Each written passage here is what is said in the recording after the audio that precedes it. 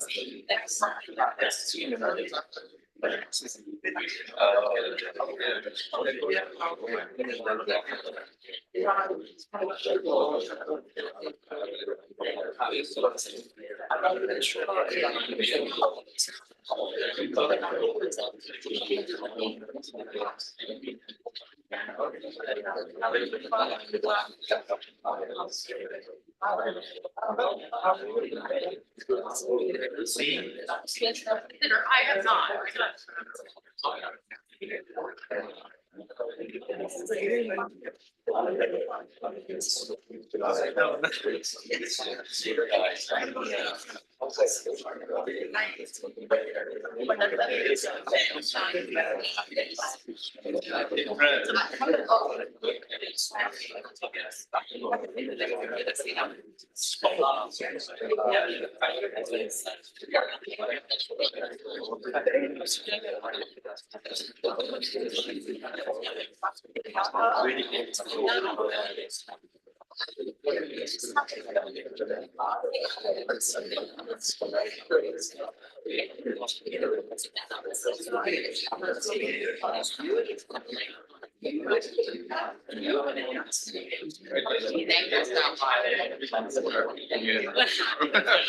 No, it's.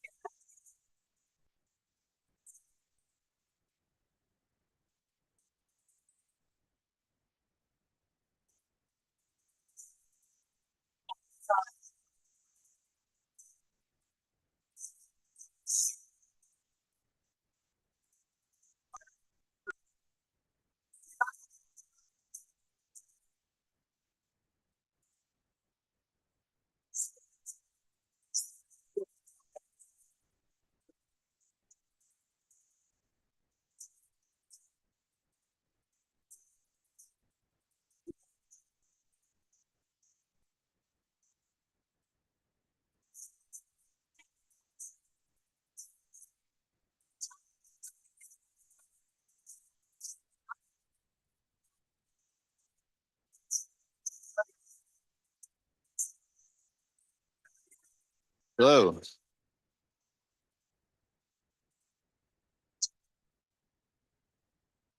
on in, find a seat.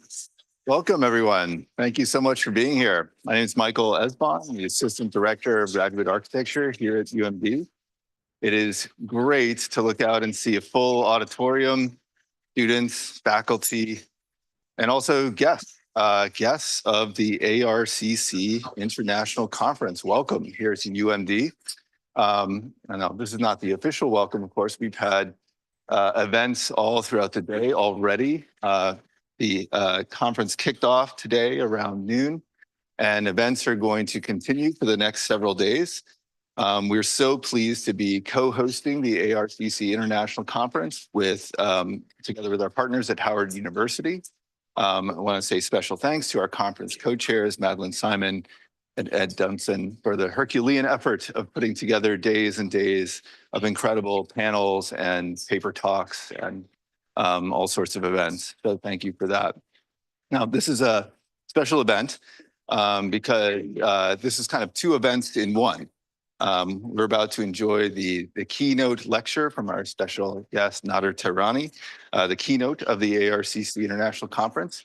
But it's not only that, it's also a second event in one. Nader Tehrani was the 2024-25 Key Distinguished Professor here at the University of Maryland.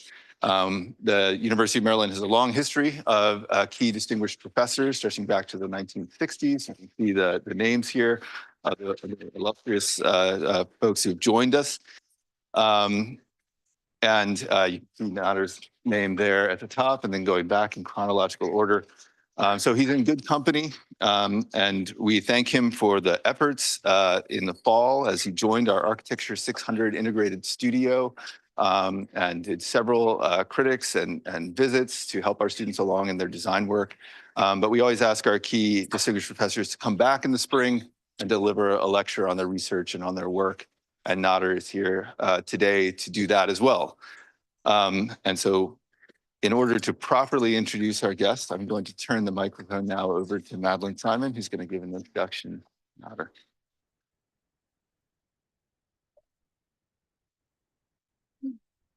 Thank you, Michael. And I'm so pleased to welcome Nader Tehrani, principal of NADA and professor and former dean of the Irwin S. Chapman School of Architecture of the Cooper Union. I'm very grateful to Nader for graciously agreeing to speak today, not only to our school community, but also to the community of researchers from around the world who've come together for the ARCC conference. This is an opportunity that I was hoping for to bring together these two groups of people, and what better occasion I can't imagine. So I'm also grateful to Professor Tehrani for his work as professor this past year. He, along with all of the other incredible people that you saw on the last slide, touches the lives of all of our graduate students and enhances the academic experiences, not only of the students, but also of the faculty of the school. So let me say a few words about Nader Tehrani. For his contributions to architecture as an art, Nader Tehrani is the recipient of the American Academy of Arts and Letters 2020 Arnold W. Bruner Memorial Prize. He has also been named the 2022 National Design Awards Design Visionary by Cooper Hewitt, the Smithsonian Design Museum, honored for his innovation and impact on the field of architecture. Working on interdisciplinary platforms, Nader Tehrani's research has been focused on the transformation of the building industry, innovative material applications, and the development of new means and methods of construction, as exemplified in his work with digital fabrication. Tehrani's work has received many prestigious awards, among which there are 19 Progressive Architecture Awards. The works of Nader Tehrani have been widely exhibited at MoMA, La MoCA, and ICA Boston. His work is also part of the permanent collection of the Canadian Centre for Architecture and the Nasher Sculpture Centre. Tehrani is the former dean of the Cooper Union's Irwin S. Channon School of Architecture, where he served from 2015 to 2022, and former head of the Department of Architecture at the MIT School of Architecture and Planning, where he served from 2010 to 2014. Tehrani has taught at the Harvard Graduate School of Design, Rhode Island School of Design, the Georgia Institute of Technology, where he served as the Thomas W. Ventulet Third Distinguished Chair in Architectural Design, and the University of Toronto, where he served as the Frank O. Gehry International Visiting Chair in Architecture. And I'm happy that we can now claim him as faculty here at the University of Maryland. He has also served as the William A. Bernuti Architect in Residence at the American Academy in Rome. And on a somewhat personal note, I will just add that we are going to hear today about pedagogical spaces, spaces where teaching takes place and spaces that are teachers themselves. I don't know if it's true, but I have read that Nader Tehrani has designed more schools of architecture than any other architect. But I can tell you about one. Our program director, Mohammed Garipur, was chatting with me and told me that when he was a student at Georgia Tech, Nader Tehrani designed the School of Architecture, and that it had a tremendous impact, a transformative impact on the culture of the school. So I look forward to hearing much more, and I hope that you will join me in welcoming Nader Tehrani to the School of Architecture, Planning and Preservation and the ARCC International Conference 2025.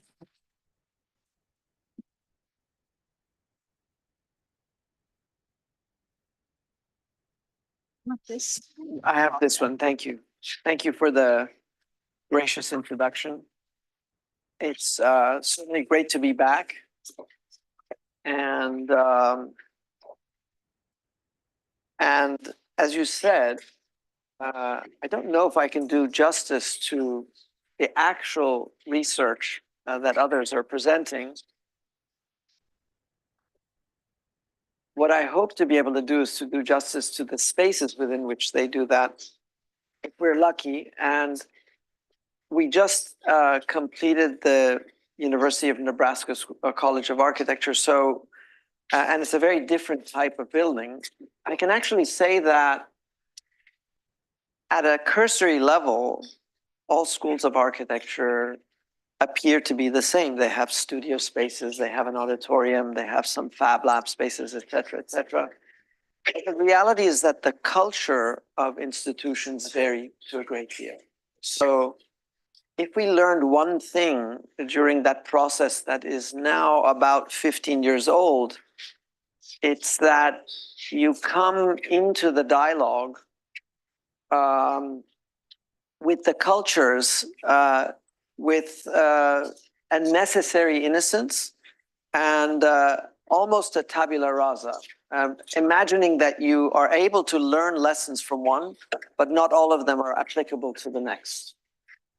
The other thing that is remarkable about this commission, in contrast to anything else that you and I will be able to do as architects, is that you're designing buildings for probably what is the most erudite audiences that you could ever be designing for. Faculty, students, and alumni of these buildings know as much about architecture as you do, if not much more. And so invariably, pedagogical buildings effectively are not just spaces for learning, they're didactic instruments de facto. In all of their mistakes or all of their teachings, they in a way become paradigmatic for things to make fun of while you're in studio teaching or things to learn from. So anyway, from left to right, and in order of completion, Georgia Tech, that's where the graduate program is, the Melbourne School of Design, the Daniels faculty in Toronto, and then subsequently Nebraska. Now, I went to two of these three schools. I actually graduated from RISD myself and was completely transformed by that education, incredibly interdisciplinary. And I got thirsty. And in fact, I'd never been one to study except and until I went to a school of architecture. But I was also struck by the typological differences of these buildings that I've either taught at or that I've been a student at. You know, the GSD is effectively a theater space, and it produces this uncanny situation that you only understand once you're there. You're either an audience member looking at a stage underneath you, or you're on stage performing for somebody looking at you. And this kind of reciprocation of a typology that doesn't belong in studio is something that you live with for the year or 3 years that you're there. At the AA, you are struck. This is the AA of 1986, 1987, probably a very different place than it is today, but nonetheless, a row house, basically. And it's a row house that is incredibly intimate, but under the leadership of Boyarsky, probably the most international, influential platform because of the way he programmed the exhibitions, the lectures, and the public programming. Really the place where he launched people like Zaha and Rem and many other people. And by the way, no dedicated studio spaces at that time. So everybody was renting, you know, little places around London, and a very decentered culture. And how could such a decentered culture have such a kind of large footprint and a plume that it leaves around the world. Now, SciArc, you all know, was born out of a series of warehouses in Santa Monica, pretty cool place. And then it made its route, I think, towards Venice Beach or something like that, a couple of other rentals, until it landed downtown in this extended warehouse that is running along the railroad tracks. And typologically, basically, if you have to walk down this shotgun, it takes you, I don't know, 10 minutes to do it. So people are either riding their bikes or on scooters going up and down the grit wall. And they produce a different culture. And my question really has to do with, what is a culture of a school? Do schools of thought produce the buildings that we occupy? Or if we imagine what we want as architects, do we have agency over schools of thought by the way that we design? If we design a building a certain way, can it provoke certain behaviors? Can you produce culture through your buildings? And the answer, of course, is highly inconclusive, but we'd like to think that there is some tension, some friction between received cultures that are totally indifferent to the spaces that they occupy, and the idea that certain spaces catalyze a certain performance. Again, I spoke about the theatrical nature of the GSD. The bar was the place to be at the AA. I mean, without the bar, there wasn't a school. And of course, the drinking age in the US, among many other things, has changed.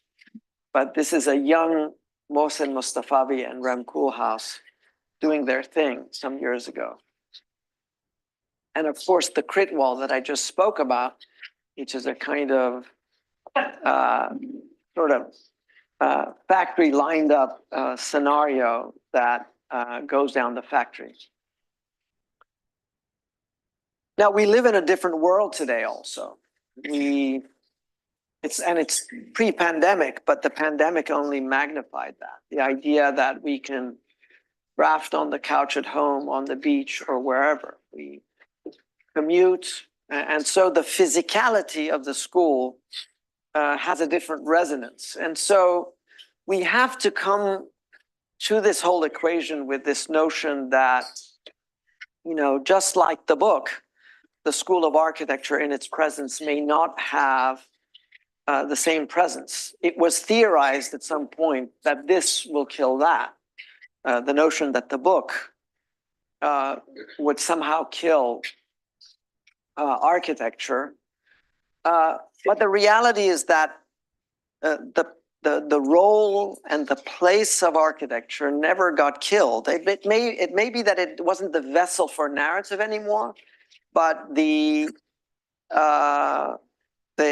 a way, its affective nature still remains. And we have to come to terms with the fact that even though we taught online, hopefully effectively for the year of the pandemic, there was certain things that we discovered when we came back in person. Maybe this is a captive audience, by the way, but this is the most attended lecture I've been a part of in the last 4 or 5 years, because I have seen a drop in lectures.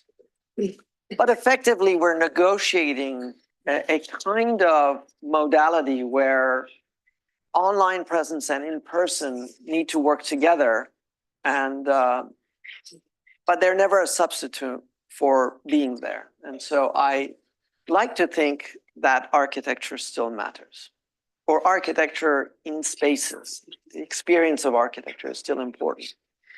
So the real question then is, what is a classroom? What is instruction? How do we learn and how do we teach? And so, a couple of examples about, like laboratory lessons and the kind of instrumentation that is part of the spectacle of science learning. the kind of ideological underpinnings of teaching, in this case, the required nap that I wish we would get more often, but a kind of top-down culture of teaching, for those of you old enough as I am, would have recollection to, and something slightly more contemporary. Please notice the baby on the right-hand side over there. Don't look at the color. Those two with the colored images are the only two that are mirroring the screen over there. The baby on the right, there's dogs and cats and babies everywhere. So the state of distraction of which we are all a part means that we actually have to turn off our cell phones to be in the moment. This, for those of you who've been to Exeter, know is the Harkness table and is a modality of teaching and learning that they still swear by today. And it has to do with a scale of intimacy and a notion that the teacher is not the master, but really somebody who puts the students in the space of presentation themselves, that discourse is about debate, and that one comes together to have a discussion. But all of these, when you put them together, produce a sense that space, the figures of spaces and the configuration of seating and people matters. A parliamentary style produces a dialectical relationship between one party and the next. Goodness. Somebody needs to help me out here, but what type of learning is this? It's when you're physically together, but you're also virtually together. I forget what it is. Yes, thank you. But anyway, something that we did a lot at MIT during the whole Fab Lab sessions, and everybody's been part of these kinds of video conferencings that try to emulate, the reality of things, even though they're on screen. This is the kind of flexibility that is defined by spaces that are irreconcilable, studio spaces that then need Fab Labs and need all sorts of breakout spaces, dark spaces, light spaces, and the way that they interact. And of course, all of this comes down to money. You and I are the beneficiaries of probably one of the most expensive forms of education, because the real estate represented by a studio desk and the exact square footage that it entails is simply more expensive than other students who either study out of the library, a shared space, or go from classroom to classroom that, if they're scheduled in an optimized way, don't require that kind of expense. So how is it that, we live in a world where we can basically rent movies and we can share bicycles and cars, but somehow, because of the kind of boxing in, the bundling of curriculum, we're stuck in an educational model that does not allow lateral mobility. And so one theory is that with the debundling of the curriculum, there's also a debundling of the spaces of pedagogy. And so somewhere between the formality of instructional spaces and the informality of breakout spaces, that a different kind of education is around the corner. And somehow, Harvard Yard is one expression of that in the way that they've just transformed it with simple seats. And it works actually in a different way. But for those of us who still yearn for revolution, we still dream of another kind of space. And I have to tell you, being just miles away from Washington, D.C., this is what I yearn for right now. But it is, a moment in architecture where you really see the kind of societal impact of people coming together and advocating for something that can be witnessed in place, in space, and through an educational process. Now, I can't also hide the architectural impulse behind this. The architect's métier, by definition, legally so, it's not just ideological. Legally, we are bound to drawings, a contract document that is made up of drawings and a specification manual. And so the idea of specification is really about over-determination. And there's probably nothing more over-determined than Paul Rudolph, and the way in which the Yale faculty comes together, the centralized spaces of the auditorium, the library, the exhibition space, and the crit space, with the kind of saddlebags of studios that look into these spaces or administration. And it's really a tight building. So how does this in any way inform the four buildings that we worked on? In some ways, no, it just sets up a framework for the arguments that we are trying to ponder and make. And I'll try to go relatively fast through some of them and slowly on certain points. But because, and this is the Hinman building, an existing building in Georgia Tech's campus, sort of a beautiful modernist building. And we were so lucky to be able to team up with Jack Pyburn of LAS, Lord Ekin Sargent. And they were leading on the historic preservation, and we were leading on the intervention. But the reality is that in all good design processes, you kind of meld together, and that was the case in this scenario. We were commissioned this project in a time of great bounty, probably around 2007-08, and then it crashed. The economy crashed, and so the budget came down from, I think,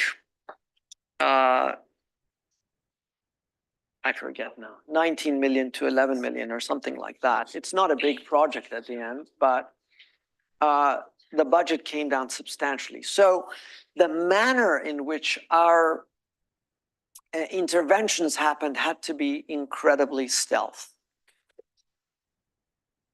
But the big predicament is what you do inside the high bay, which was slated for absolute programming, and it housed 3 floors inside of it, essentially killing that space in between.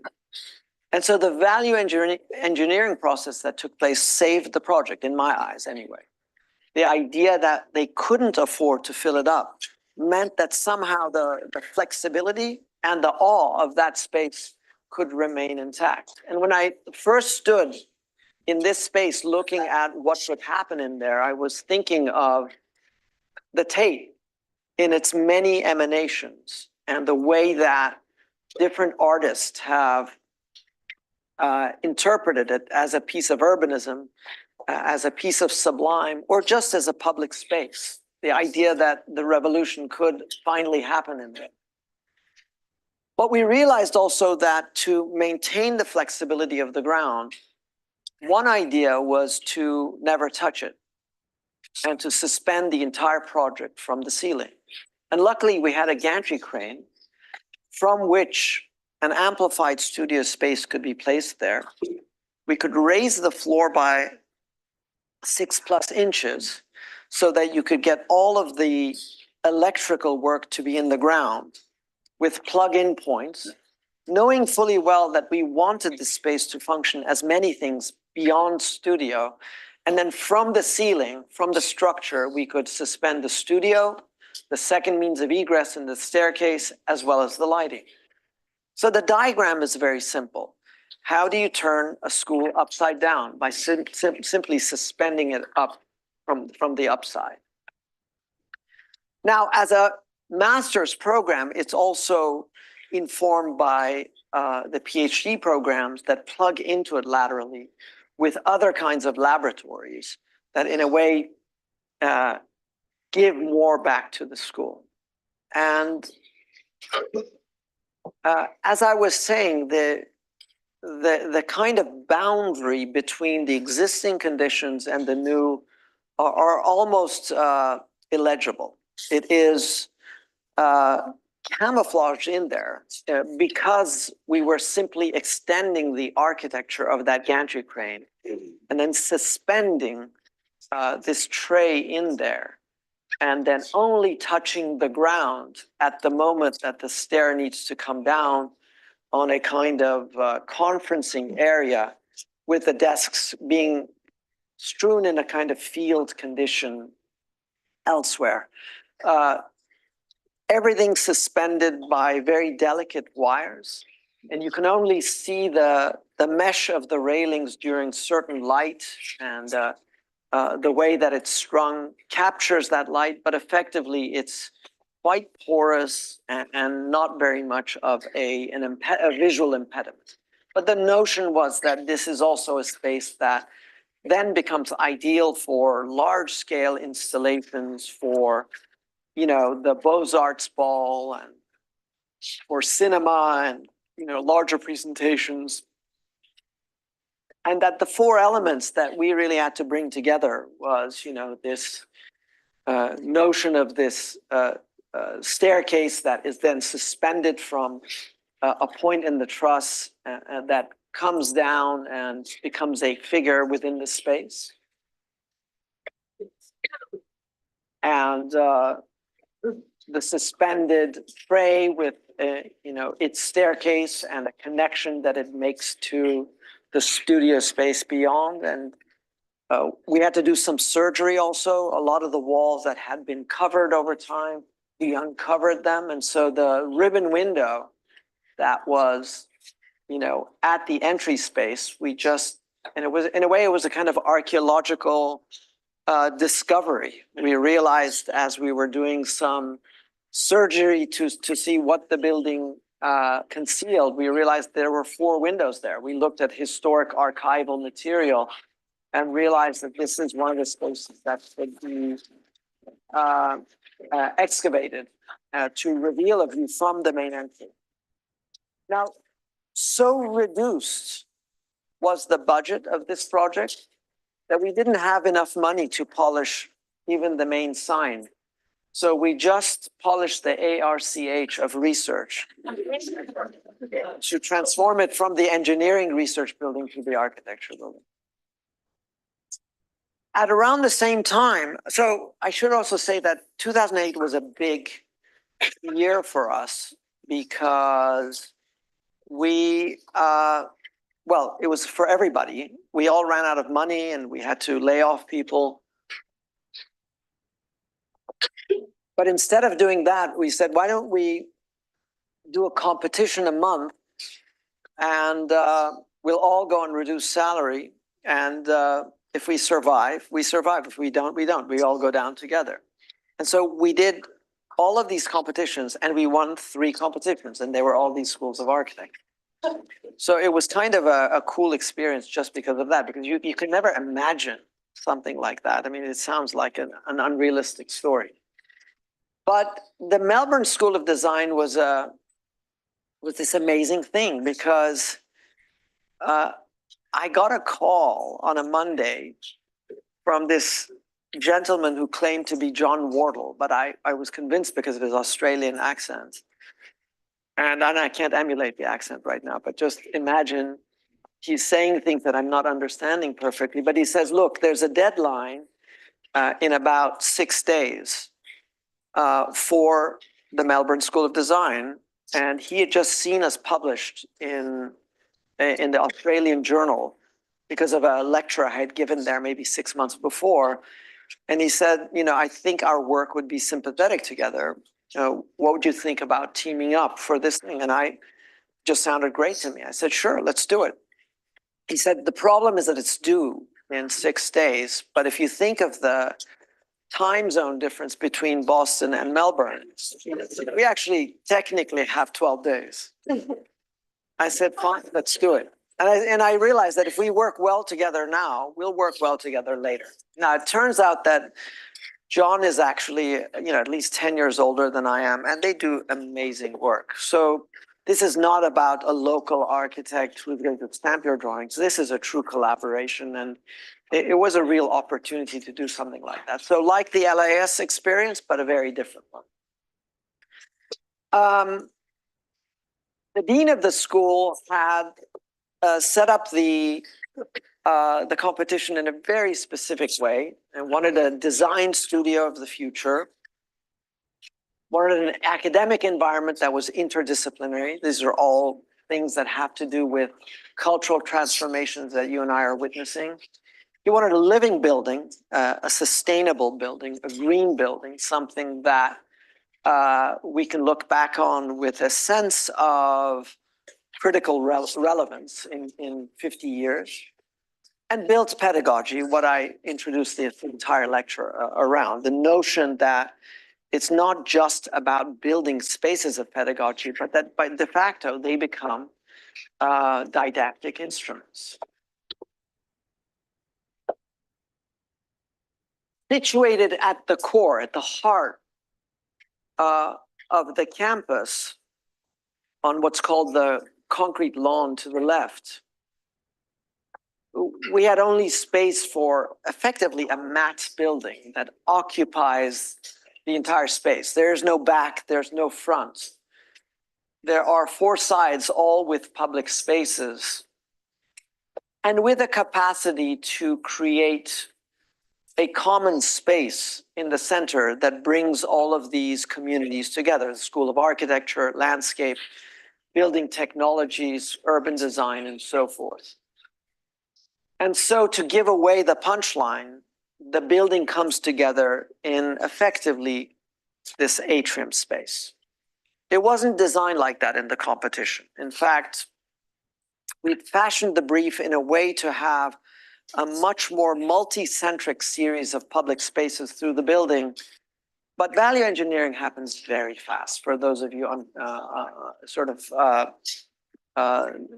not in practice itself, but it just happens incredibly immediately. But we wanted a building that was urbanistically responsive, realizing that its centrality would not tolerate any face that is not attendant to the urgencies of the spaces around it. The main access comes to the administration building and faces a lawn where our library would be set.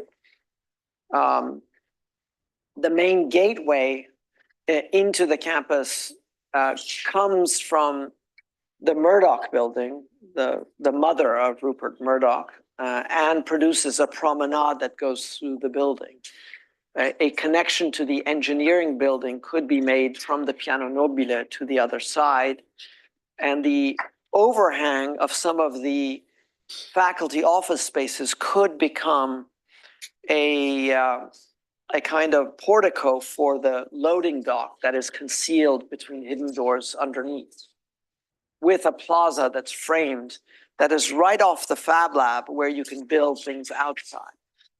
And then most importantly, the concrete lawn is the space of the entire institution, with the student center right across the way. The School of Architecture actually has a significant presence on the site, with what is the Joseph Reed facade, I'll speak to that later, facing it, a laminar condition whereby a facade is just sitting there, a 19th century facade in front of our building. The partie of the building was designed around a studio space that is the apotheosis of the building. You go up to the top, you get a view of the city, and the different departments sort of make their way up to that. The time it took to value engineer that out of the equation was less than a month. And so we realized that if there's going to be any, and of course RMIT has dedicated studio space, MSD never did. So the competition was palpable. So the question was, how do you bring the studio space back into this equation? Knowing that we needed circulation anyway to get to the classrooms, to get to the labs, to get to the library and all of that, we realized that it wasn't that much money to make a corridor go from about 6 feet to about 12 feet or 11 feet, and then borrow the spaces of the studios, classrooms, labs to amplify the spaces of the studio.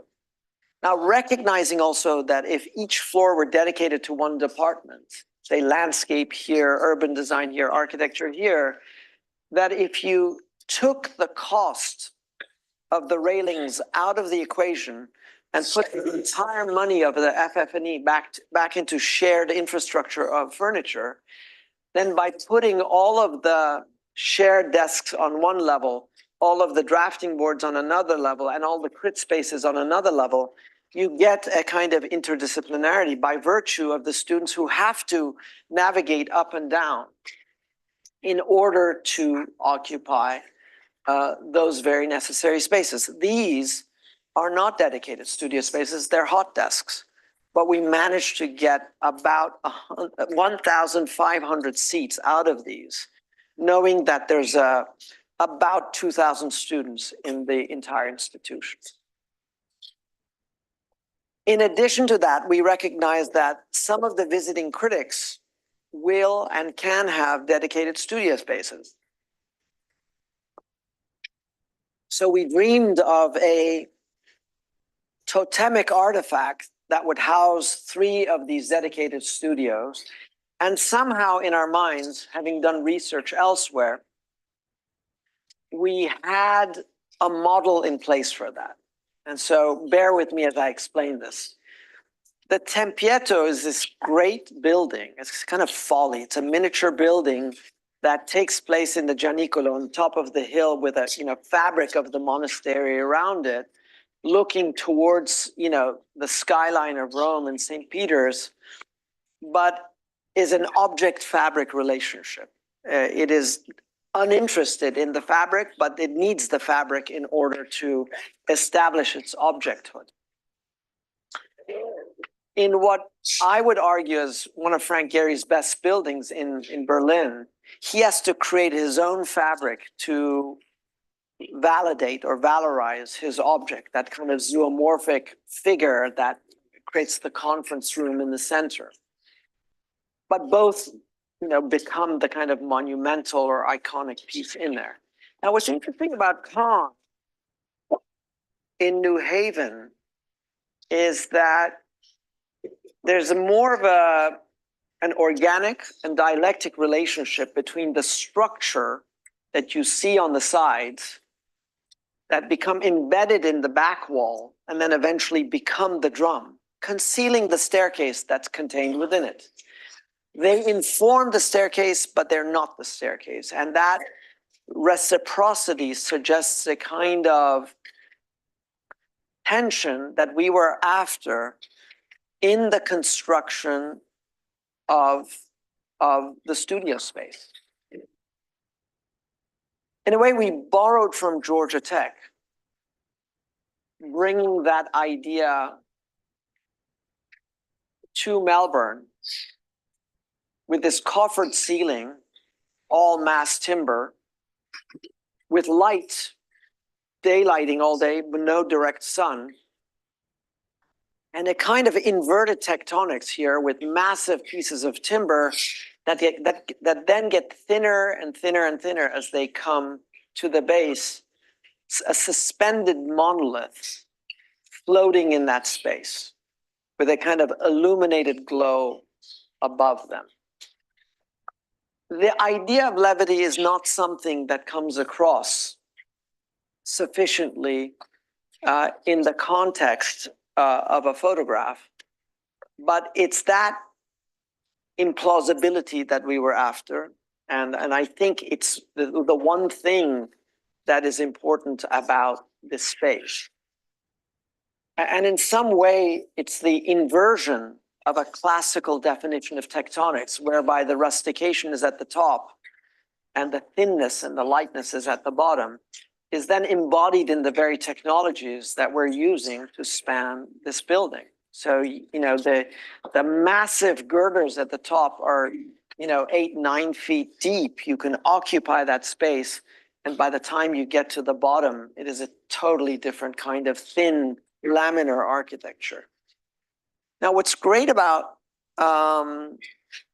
MSD is that we worked in what's called a novation process. And it's a kind of design build collaboration between the contractors and the architects, so that you work for the user groups until design development. And then after that, you're transferred and working directly for the contractors from there on. That sounds like a bad thing, but it isn't actually, because you are working with each other to make something achievable. And the way that they helped us is they said the majority of your building could actually be done through prefabrication, because we have a great concrete industry, and we have a good wood industry. And so you may have to detail according to their standards, but this is how precast works and this is how the wood works. And you basically have to become a student of that process and get into the means and methods in order to allow for all of the coffering to arrive at 4 or 5 in the morning, and a roof to be essentially suspended into space in less than a month. So the spaces of the studio at the top, thick, dense, deep, the coffering with the light at the top, and in complete contrast, at the bottom of the studio space, the kind of the laminar shingles, acoustic shingles of the conference space below it, that all comes together. In fact, a substantially successful space in the way that it's occupied on a daily basis. We've received numerous complaints that your building is so successful as a living room for the entire campus that our architecture students are unable to get seats around the atrium. So, but it's a kind of a good feeling, no, when you get that. The atrium works north and south in a symmetrical way, but we needed a stair, a promenade, so that it brings the space to life outside the elevator, which kind of alienates the kind of stops at every floor. So the invention of the Y stair was a way of maintaining the continuity of the zigzag that goes all the way up, but gives you the option at every landing, at center landing, to go left and right. And this comes from a long range of staircases we've designed in the past that effectively compress the stair based on the headroom space that you would have in the lowest moment at which they intersect. And so this kind of cacophony of circulation zones comes together in a theater of treads and risers that essentially navigate north-south between the studio space on the left side and the exhibition space on the right. The exhibition space on the right is right behind the Joseph Reed facade, what I referred to in the beginning, and we inherited that as part of the competition. What we needed to do was to maintain it, put new structure behind it, scan it, effectively establish where all of its openings are, penetrate it, make it alive again, not just block up that facade, and give it lateral stability, leaning that facade back to the main structure of the building, and then occupying that buttress, as it were, with a lounge area that can become a classroom above. And so this idea of the exhibition space as part of the cathedral of that entry space is also something that is central to the way that the entire space was brought alive, giving it porosity. This is the concrete lawn where the main building is and all of that. And so as we make our way to the exterior of the building, it's the urbanism of this building, the promenade that goes through the building, and its relationship with the other buildings that the piano nobile would allow. The idea that the studio space is looking towards the east at the Murdoch building, and there's a guillotine wall, in this case also, that goes all the way up bringing the air into the space and then expelling it from the top of the building as a kind of passive cooling device. And then having a kind of variable louver system that navigates its way strategically around the building, creating porosities of view and customized rotations to be able to take advantage of areas that require real shade and areas that would prefer proper views looking out. And so part of the language of the building is also its rhetorical stance, that it is a building that is raw in its exposure of structure, the precast system that is a kind of carcass within, a skin system on the outside, let's say a performative skin system that is substantially rhetorical, and that is also distinct from the historical base from which it emerges, which is the Joseph Reed facade. As we take some of these lessons to Toronto, we're confronted by an urbanism that is quite unique, a city that is characterized by these strange round and oval spaces, landing us in the middle of Spadina Circle in the southwest corner of the campus. We inherit Knox College, a neo-Gothic building that has gone through many programs with a substantial spire that they wish to retain as part of a view corridor, even with an addition that includes large span spaces of studio and auditorium, and for the future, some additions to the north, east, and west. But the notion is that default, the Daniels Faculty of Architecture and Landscape, take on an urbanistic stance where there's an aggressive attempt to urbanize the entire circle, slow down the traffic, make it pedestrian, and make urban spaces directly and adjacent next to the building, using the north facade as a beacon of the school, all the while making sure that the spire is visible from Spadina North. Now, Knox College is pretty straightforward, a series of rooms that aptly work as great offices and classrooms.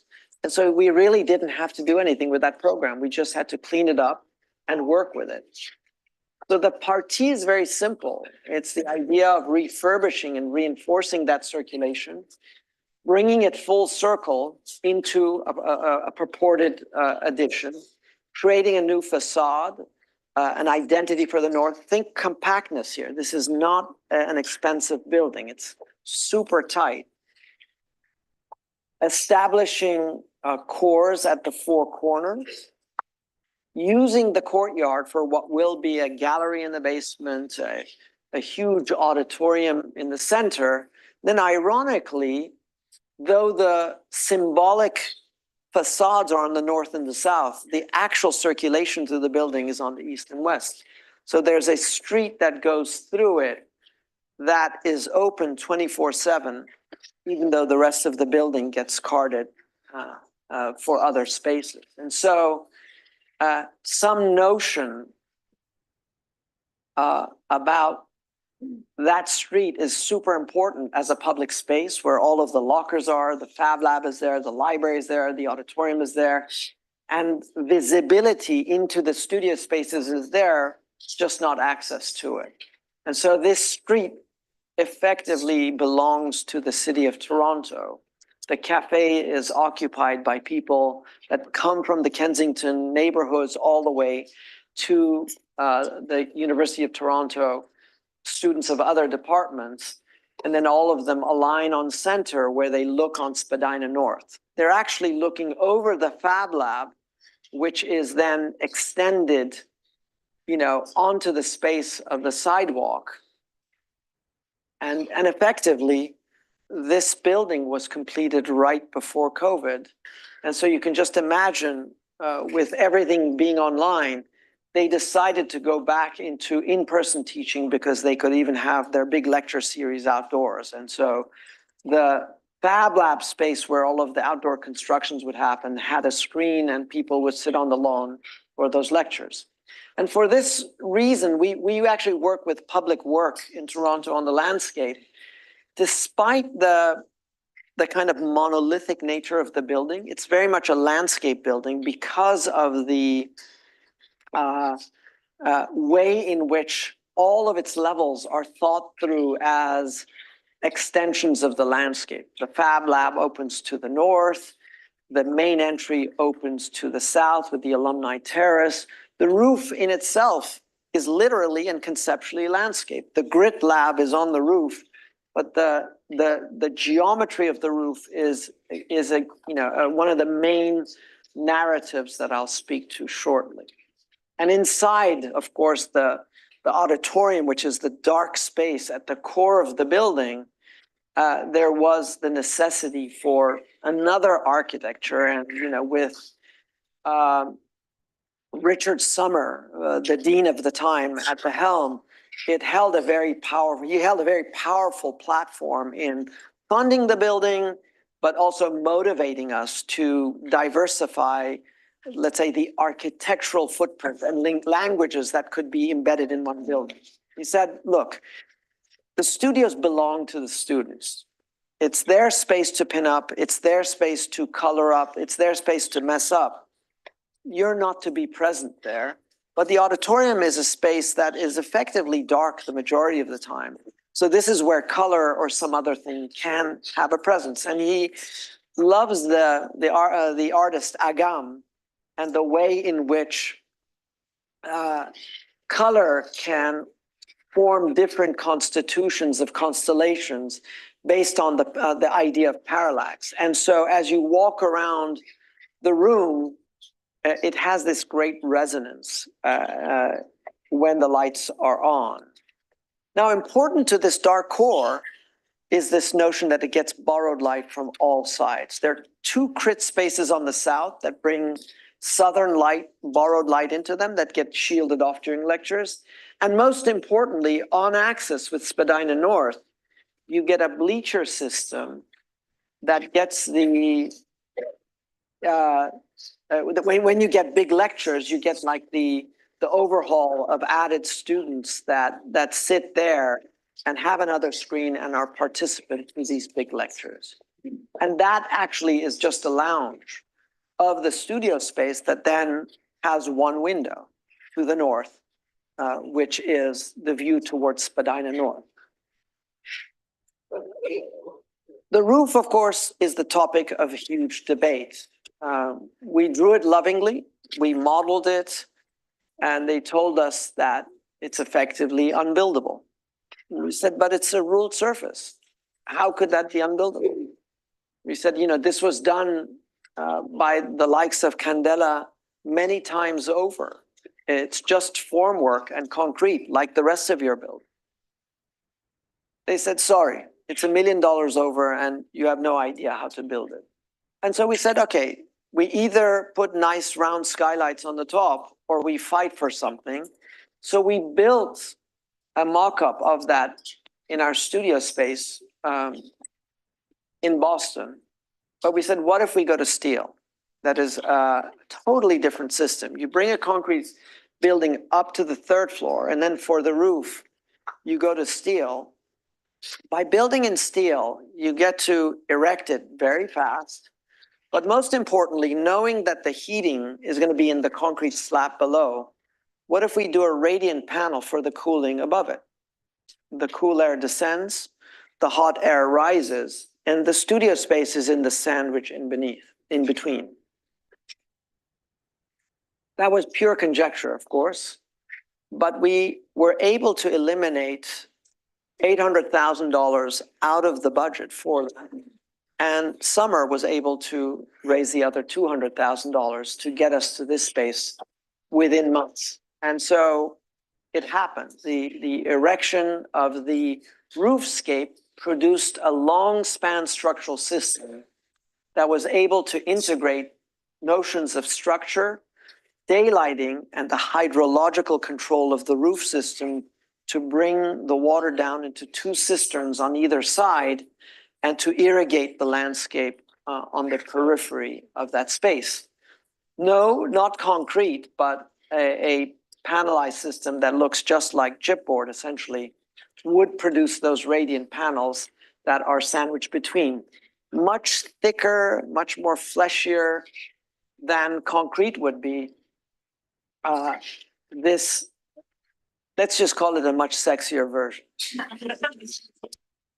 Now, the idea then is how does this get embodied in the building as a representation? And our notion was that, well, the reality is that this is contained within the core of the building, but we can't extend the logic of the Neo-Gothic literally into our building. It's not something that one would do today. But what if we learn from its skyline and extend that skyline across using the natural logic of the hydrological flow above to bring all of the water down into one reveal, the crack between the old and the new building, bringing all of the water down into the cistern, and using essentially the skyline of the Neo-Gothic with very straightforward, high-performance, thin concrete as a louver system on the sides, bringing in just a nominal bit of light into the sides of the studio spaces because they get the majority of their lighting either from above or from the north. And this, from a sustainability point of view, is a critical thing because we basically fall way under the 40% that is permissible. And so part of this building is about a genuine refurbishment of this historic building. Again, no insulation. It's really a thermal mass that is collecting the sun during the day, releasing it at night.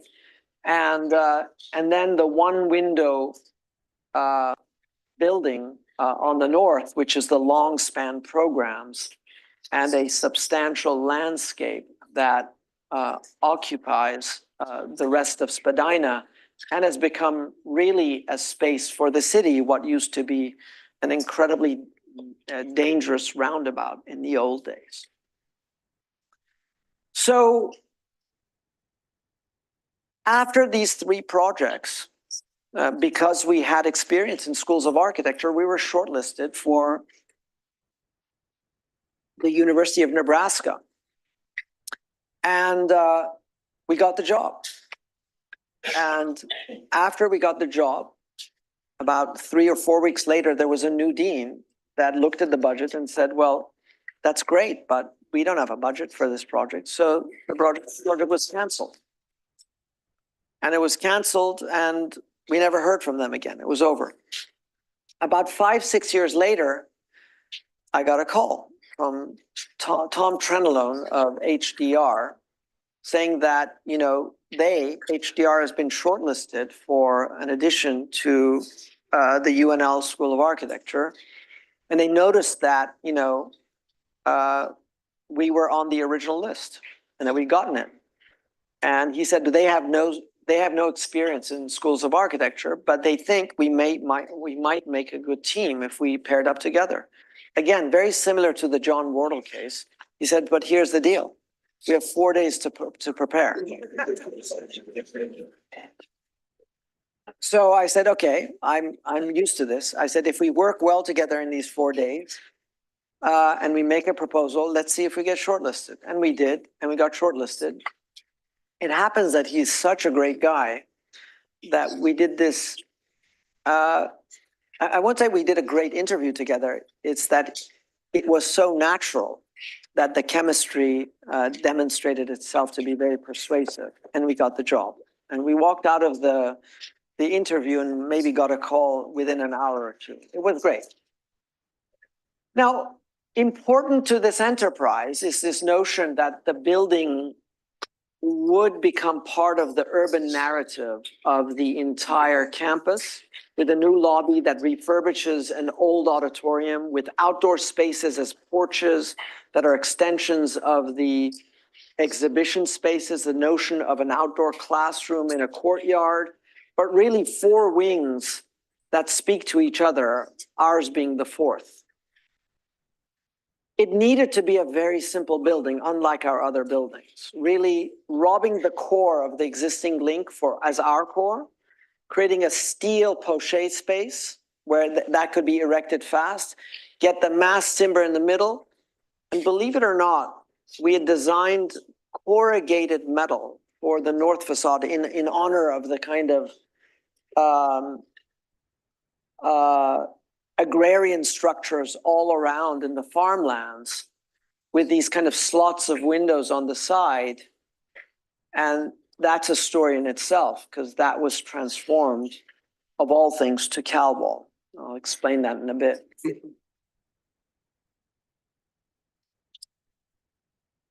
As I mentioned, key to this enterprise is this notion that if you had designed a bona fide addition, you would have needed two means of egress and you would have needed an elevator. And there's a huge cost in that. But by extending our building and making it slightly longer but thinner, we could get all of the programs, the added studio spaces, but use the core spaces of the link, a kind of 1980s edition that doesn't really house crit spaces. It doesn't really serve as the entry, but could act as a magnified core for our building. Now, in addition to this, we were lessoned in the importance of art and football in tandem. The Sheldon Art Museum is probably one of Philip Johnson's greatest buildings. I'm not a huge fan of Johnson, but I will confess that this is an extraordinary museum. It has a good collection, but it's organized as a dog trot with this lobby that opens north and south, east and west, connecting to our site on axis. And then the north-south axis of the corner of our building acts as a promenade to the football games. Now, not having been tutored in football, I couldn't imagine how serious they were about the importance of football. But let me give you a statistic. If that space houses 90,000 people, and that 90% of the people in that space are driving anywhere from 2 to 9 hours to get there, you know there's dedication there. And that they see the School of Architecture as the hub where alumni parties and fundraising and football events will happen is a narrative that they gave us, but we didn't understand why. We just said, well, why not another building? But that intersection, you can see the Philip Johnson on the counter axis with the dog trot organization, was an opportune thing that I never thought would happen, but designed around. These incredible gold leaf buttons that are on top of the lobby, extraordinary, with pretty sophisticated carvings of travertine on the interior. And for those of you who have not attended football games, I highly recommend it. It is another one of those awesome public spaces that is a bodily experience, if you will. They lost on the day I was there. You should not know that. But nonetheless, it is an experience that I highly recommend. And I learned my lesson. Our building is actually used for all of the reasons that they said. The promenade that gets you there is in the tens and tens and tens of thousands of people. And the city basically closes down for that. My hotel was a couple miles away from the football stadium. And of course, I didn't have a ride home. So we had to walk home because there's no Uber that'll get there after the fact. And unless you get there by car, you're not going anywhere. So it was an impressive experience at 10 o'clock at night. The face of our building has these blank panels that we realize can be done with much more economy. Nothing can be cheaper than corrugated metal, but nonetheless, the labor that it takes for you to do corrugated metal means that you have to have the studs, the waterproof water vapor barrier, the waterproofing, the pin-up boards on the interior, whatever it is, it's a laminar system made up of several trades. The great thing about CalWall is that it has the insulation embedded within it, and it's a one trade installation. So basically, once you get the CLT in there and you get the CalWall in there, the only thing that you need to do is to waterproof the crust, the dark edges of that edge. And so this is a brutally raw warehouse building with daylighting that comes from the north, but views that connect you back to the Sheldon on one side and the football stadium on the other side, and maintain, let's say, a healthy glow during the day to minimize the necessity for daylighting. With exposed structure, a kind of concrete floor and exposed timber on the top, the space effectively begins to glow as the sun sets. The ends of the building then become a space to engage the city.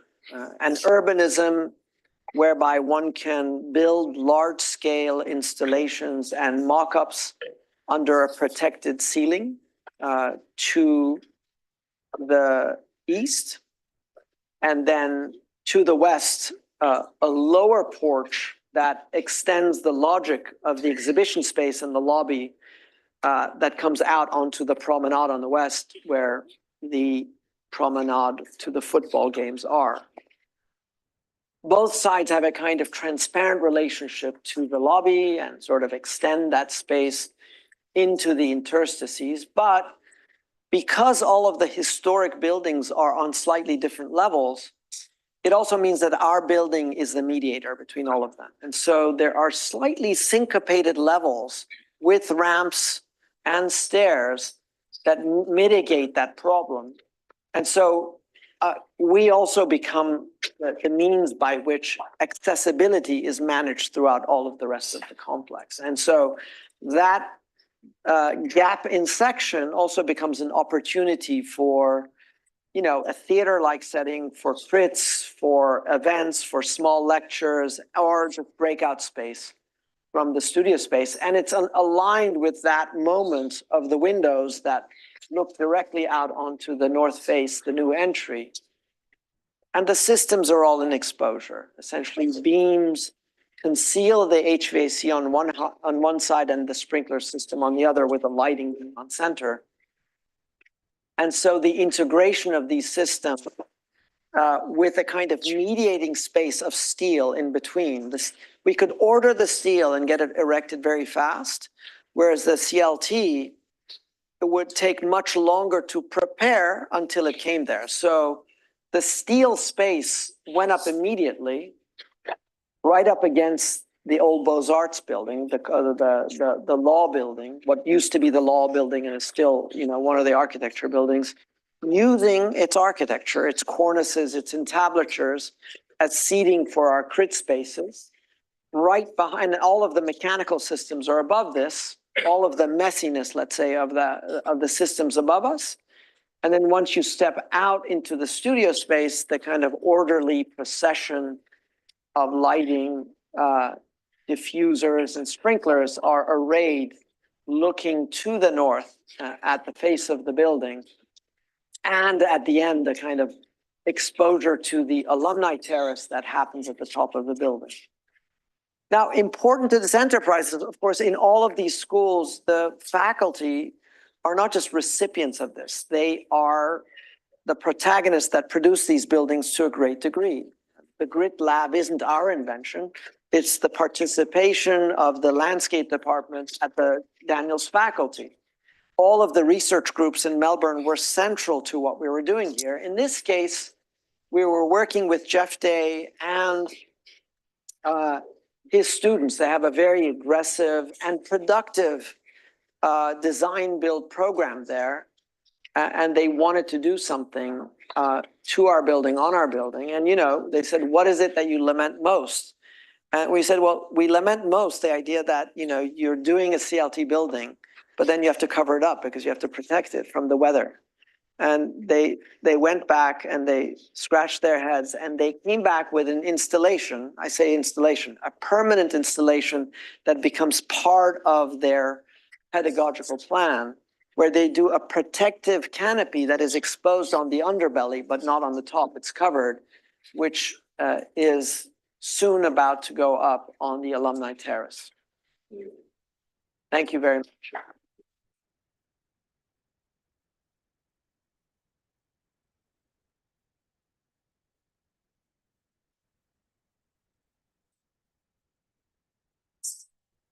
Thank you very much for this really remarkable lecture.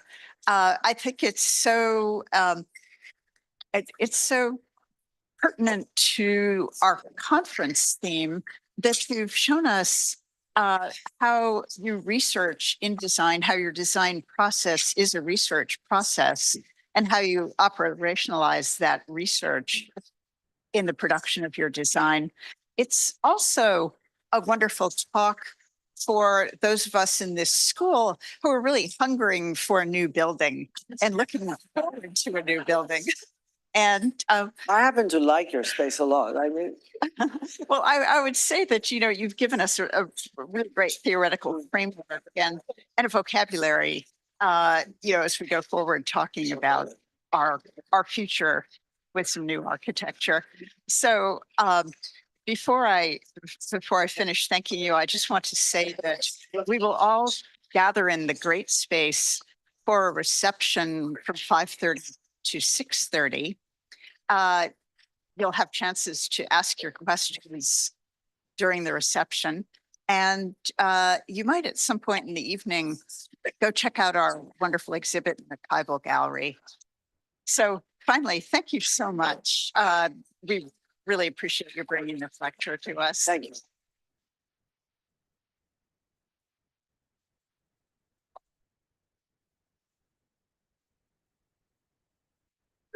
Thank you.